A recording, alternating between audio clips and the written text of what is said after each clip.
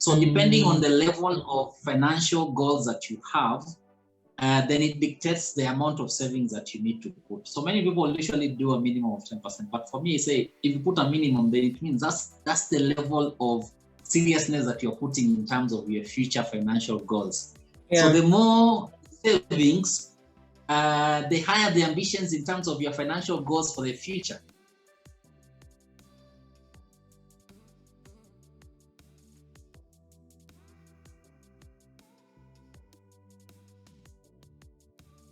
Let's talk about savings. Some people will say, no, I don't have enough money to save. Why is it important to save? Okay, I think we've started on a good journey. You say first there has to be some income. So once the income comes in, checks in, then what happens with this income is where budgeting comes into place. Within the budgeting, there is a saving aspect. So the savings is also another habit that, I mean, if you don't inculcate it, then you will never save. Yeah. And I just want to reflect back on my story where I said when I was in high school and we were now just doing these casual jobs to get income. The idea was to save for a specific goal, which is to buy something in December. So that was the goal then. So your savings for the goal was to buy something for myself. As I moved now into my working space, the goal of savings was basically to build up on some investment opportunities that I would want to achieve. As I was just starting my career, I mean, the whole idea was there were things that I needed to buy, maybe some land somewhere I needed to buy that is more of an investment. So that was the idea. And my idea of saving then was to build up also funds so that I'm able to, in the event that I lose that job, that I'm able to somehow survive within the next 6 months or 1 year as I look for an opportunity without a lot of hassle. There's a debate about this, but what would be the right percentage amount of money to save from your income? If you look at many discussions around savings, is that, I mean, a good savings level should be around 10% of your income at a minimum. Generally, there is no right amount to save. I think it all depends on the income that you're earning, and also the extent of the goal that you want to achieve. If I looked at myself when I started working, I had some specific goals that I wanted to achieve by specific timelines. In terms of ensuring that maybe I save for at least to put up a deposit for my house that I wanted to buy. I wanted to do some investment in also the near future in terms of land and so on. I also wanted to set up some fund that will enable just in the event that I lose my job, then I can actually survive. At that time in my mind was I can survive for 6 months before looking for another job. So depending on the level of financial goals that you have, then it dictates the amount of savings that you need to put. So many people usually do a minimum of 10%, but for me, I say if you put a minimum, then it means that's the level of seriousness that you're putting in terms of your future financial goals. Yeah. So the more savings, the higher the ambitions in terms of your financial goals for the future. So for me personally, throughout my corporate life, I've actually been saving between 30 to 40% of my income. The more my income actually grew, you can imagine the more 30-40% is even growing even higher. And sometimes, especially for incomes that are coming one-off, for example, you work in organizations where you're being paid bonus at the end of the year or at the beginning of the year. So sometimes the savings will be like 90 or 80% because that money comes in and at the moment it doesn't have any specific agenda. So I put it in the savings because it adds into the basket of my goals that I want to achieve. Wow. And I think for me, that has really helped me over the years now in terms of even diversifying. There are some investments that I've actually taken advantage of at a lower cost because I had the cash to buy them. Like I recall, there was a time that somebody was selling land at half the price somewhere, and because that person wanted cash, I had that opportunity to buy land in that space cash as a result of the savings that I had done. For me, I would say that there is no right amount of savings, or the amount of savings that you do is dependent on your ambitions, on your goals, in terms of what goals you want to achieve and by when. So if your goals is to achieve something in 20 years, fine, 10% will do. If your goals is to try as much as possible and achieve some goals in a shorter period, then it means that a high amount of savings needs to come into place. And also you need to reduce a lot of unnecessary expenditure in your monthly engagement. And people don't realize that time flies. So you think that 10 years is yes. You waste a lot I tell my kids all the time, time flies, let me tell you. You might think I'm so young, I have time, I will save when I'm older, but let me tell you, time flies. You wake up one day and you're 45 and you're like, okay, where did the time go? Because life happens, life happens. Yeah, I like what you said about being able to save 6 months of your salary because you don't know about tomorrow. Think about what happened during COVID. People lost their jobs, companies shut down. The people who really were able to survive and did not have such a hard time were people who had already saved, and they were able to live off of that even as they were looking for other ways to earn money. It's like a farmer. A farmer doesn't eat everything. A farmer will eat some, and they're thinking about the next season. They will need to plant. So they're keeping some to plant. And sometimes what you are eating really is our seed that we're supposed to invest somewhere so that it can also grow and give us more harvest. Yes, I challenge a lot of young people, especially when you're starting on your journey in terms of your career. I challenge people to try as much as possible to do savings. In the event that their job is cut off, then they can survive at least for 6 months or a year. For people who are already into some serious relationship and possibly they have a child also at that early age, then I challenge people to actually try as much as possible to ensure that they can save at least for more than a year, 2 years at most, that you can actually survive for 2 years and still somehow have some level of operation in terms of your family. Now let's talk about investments. Once you have saved that money, you've set that money aside, how do you make your money work for you? Because you need that money to grow. The parable about the talents, one who had one talent and they hid it. And you see, when the master came back, he was very furious. He was like, I gave you money and you did not put it somewhere to earn more money. You just hid it somewhere.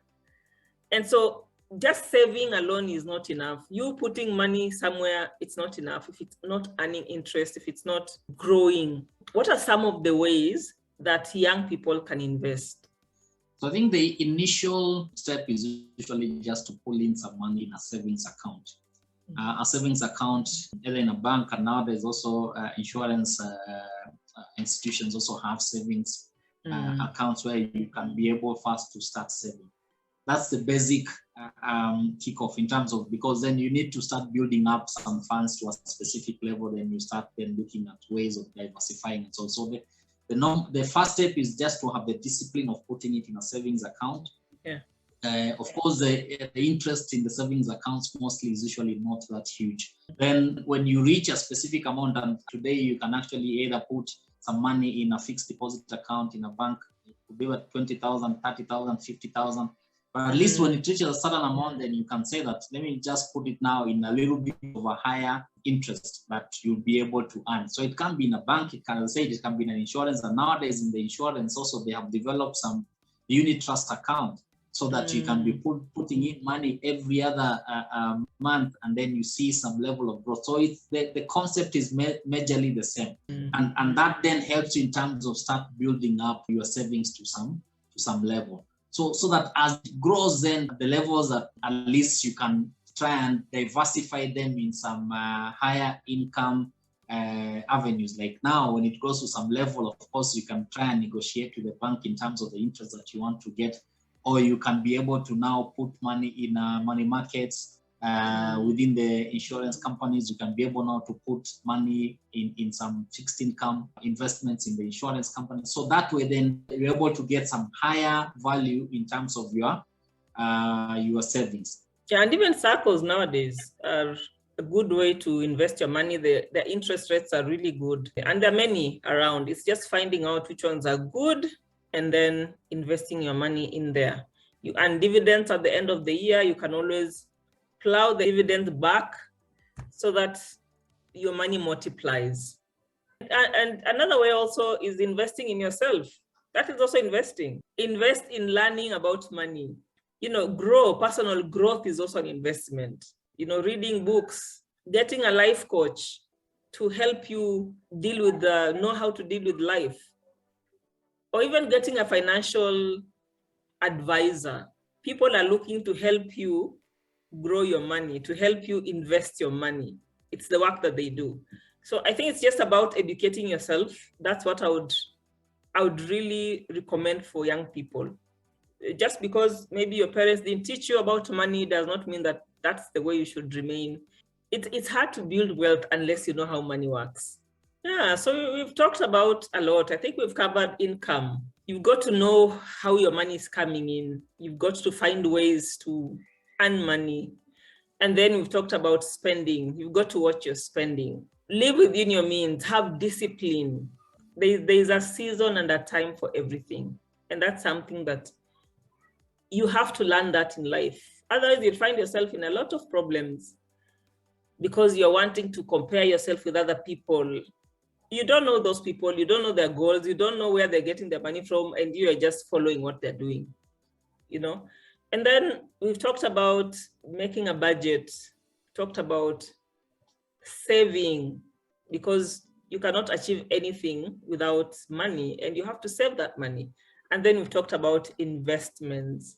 I would like us to just conclude this conversation in terms of our mindset, because also the relationship that you have towards money can really decide whether you're going to be successful or not. I challenge young people to really see where do they want to be? I mean, looking at themselves in the next 10, 20 years, what are some of the things that they want to achieve from a financial perspective? Then that will, if those things that they say and they're serious about them, if somebody is serious about those things, then that mindset of achieving that thing that they want to achieve, especially from a financial space, starts where they are. Because if they are not, the level of seriousness in terms of their goal will determine the level of seriousness in terms of their mindset.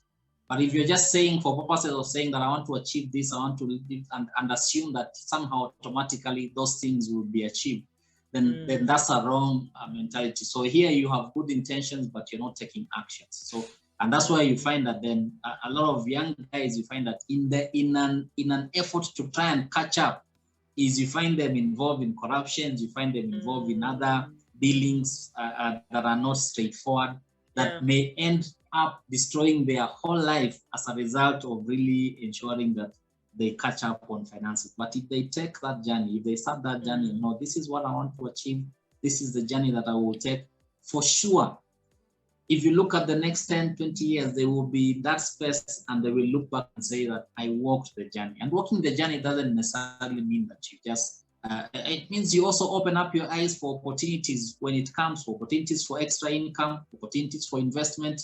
Yeah. I mean, as you walk the journey, is open up your eyes, be creative enough to ensure that when opportunities comes your way, you quickly make a decision in terms of those opportunities for additional income, for investment and so on. And that's how you grow into it.